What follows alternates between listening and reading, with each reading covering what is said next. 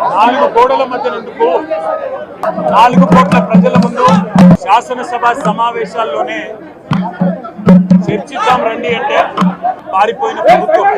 4 గోడల మధ్యలో కాదు, 4 ఆఫీసర్లతో కాదు, 4 కోట్ల మంది ప్రజల ముందు చర్చిద్దాం, వాస్తవాలు నిగ్గు తేలుద్దాం, నిజానిజాలేందో తేలుద్దామంటే పారిపోయింది కాంగ్రెస్ ప్రభుత్వం. అట్లాగే ముఖ్యమంత్రి గారు మీరు కూడా ఏసీబీ కేసు ఎదుర్కొంటున్నారు, నా మీద కూడా ఒక ఏసీబీ కేసు బనాయించిండ్రు. మరి దమ్ముంటే పిరికి పందవి కాకపోతే నువ్వు నేను లైట్ డిటెక్టర్ పరీక్షను ఎదుర్కోవడానికి కూడా సిద్ధమని చెప్పినా ఇంతవరకు స్పందన లేదు.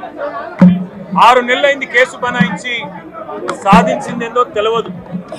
వాస్తవం ఏంటి అంటే వాళ్ళ ఫార్ములా ఈ అనే ఒక రేసును హైదరాబాద్కు తీసుకొచ్చి హైదరాబాద్ ప్రతిష్టను ఇనుమడింపజేసింది కేసీఆర్ గారి ప్రభుత్వం.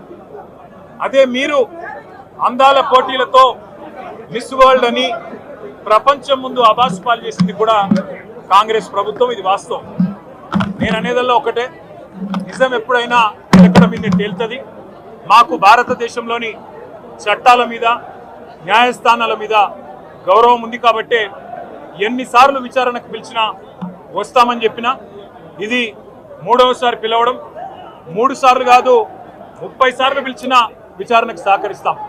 మా మీద కేసులు బనాయించి మమ్మల్ని ఇబ్బంది పెట్టి కమిషన్లు వేసి మమ్మల్ని ఏదో ఇబ్బంది పెట్టినంత మాత్రాన, వేధించినంత మాత్రాన ప్రజల తరపున ప్రశ్నించడం బంద్ చేస్తామనుకుంటే అది కాంగ్రెస్ ప్రభుత్వం యొక్క అవివేకం, అజ్ఞానం అవుతుంది తప్ప ఇంకోటి కానే కాదు.